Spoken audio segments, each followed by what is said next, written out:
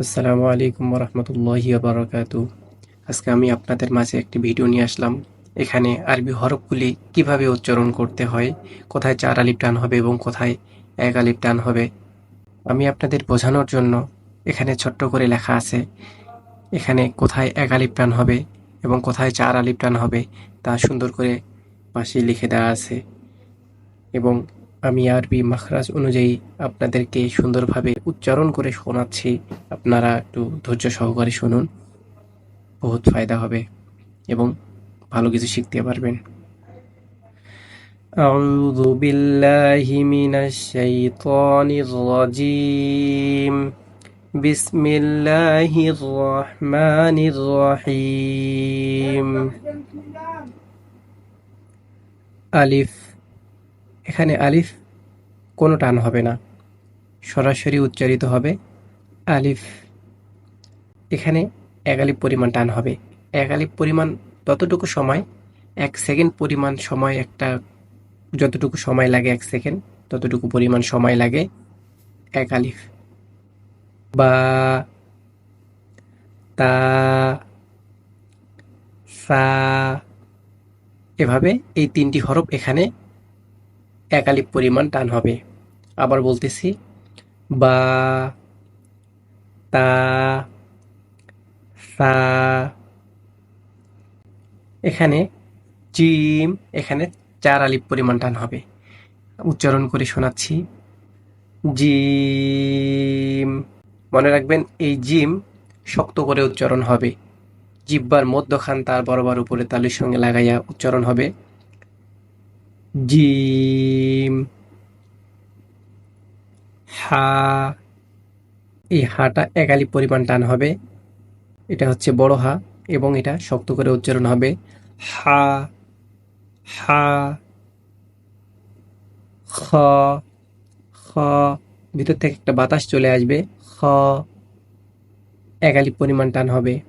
এবং দাল, ৪ আলিফ পরিমাণ টান হবে, দাল, দাল। জাল, এই জালটা হচ্ছে নরম করে উচ্চারণ হবে এবং জালটি কি ৪ আলিফ পরিমাণ টান হবে, জাল, জাল। ৪ আলিফ পরিমাণ টান হবে, জাল। এখানে র, এক আলিফ পরিমাণ টান হবে। কিভাবে হবে? র, জা, এক আলিফ টান হবে, জা। এবং সিন, এখানে এসে ৪ আলিফ পরিমাণ টান হবে, সিন। শিন, ৪ আলিফ পরিমাণ টান হবে, শিন। এখানে বলতে হবে সদ, দদ। এখানে দদ, আলিফ জবর দ, এখানে মোটা চিহ্ন আছে, দালকে গিয়ে ধরছে, তাহলে দদ। ত, এখানে সরাসরি কি হবে? আমরা যে বাংলা পড়ালেখা করি, ত সরাসরি এখানে উচ্চারণ হবে ত। জ, এখানে নরম হবে, জ। আইন, এখানে ৪ আলিফ টান হবে, আইন শক্ত করে হবে এবং ৪ আলিফ টান হবে। গাইন, এখানে গ, এখানে গইনটা হবে গ, এভাবে একটা আওয়াজ আসবে এবং ৪ আলিফ টান হবে। কিভাবে হবে? গাইন। ফা, এখানে এভাবে উচ্চারণ হবে, এক আলিফ টান, ফা। একটু হালকা করে দেখবেন, বাতাস বের হয়ে আসতেছে, ফা। কফ, কফ, ৪ আলিফ টান হবে এবং কাফ, কাফ। লাম, এখানেও ৪ আলিফ টান হবে, মিম, নুন,